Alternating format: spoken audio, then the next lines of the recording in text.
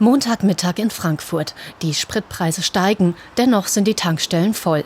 Denn alle wollen jetzt noch tanken, bevor der ab Donnerstag wegfallende Tankrabatt die Preise noch weiter in die Höhe treibt.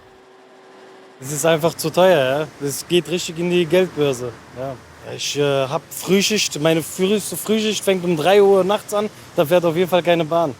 Ja, da muss ich leider tanken und Auto fahren. Es ist eine Katastrophe, dass jetzt schon, obwohl das ja erst am Donnerstag abläuft, dass also heute schon die Benzinpreise nach oben gehen. Ich bin immer am Überlegen, ob ich vorher auf den Preis gucke oder nicht und habe mich heute entschieden, mich überraschen zu lassen. Aber tatsächlich ein bisschen Bedenken hat man schon, tanken zu gehen oder auch sich die Frage zu stellen, wie oft nutze ich noch mein Auto. Ich habe vor einer Woche getankt, da war es noch 10 Cent günstiger und 2 Euro hat es ja noch nicht erreicht. Insofern, es geht langsam nach oben. Ich denke mal, dass sich die Tankstellenbetreiber und die Ölfirmen jetzt ein bisschen Geld in die Tasche wirtschaften.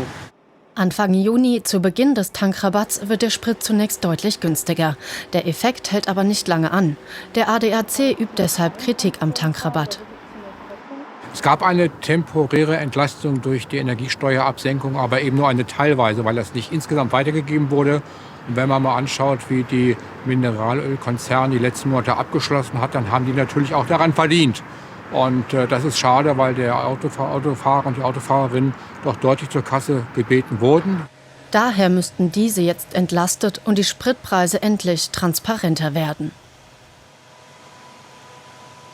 Dass das Bundeskartellamt mehr Handlungsspielräume bekommt, um auf die Mineralölkonzerne ja nicht nur zuzugehen, sondern eben auch zu durchleuchten, wo genau bleibt das Geld, was ist gerechtfertigt, was vielleicht nicht.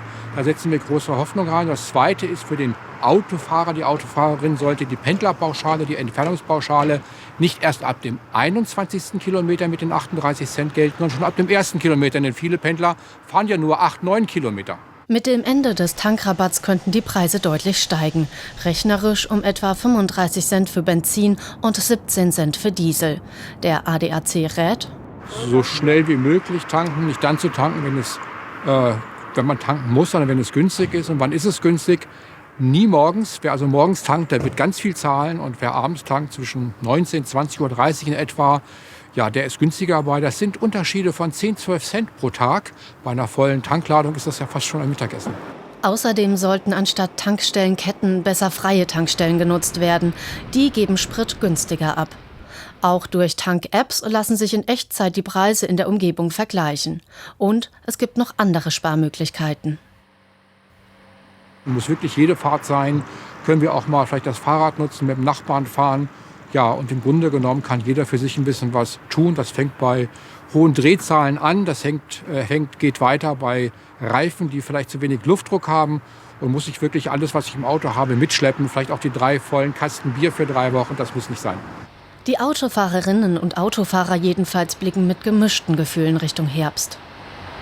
Es wird weiter steigen.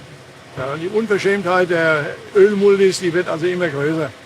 Es wäre gut, wenn die Regierung was dagegen machen würde. So ganz wohl ist mir nicht, aber da ich so ein Grundvertrauen habe in unsere Politik, muss ich sagen, hoffe ich, dass wir alle relativ unbeschadet über den Winter kommen.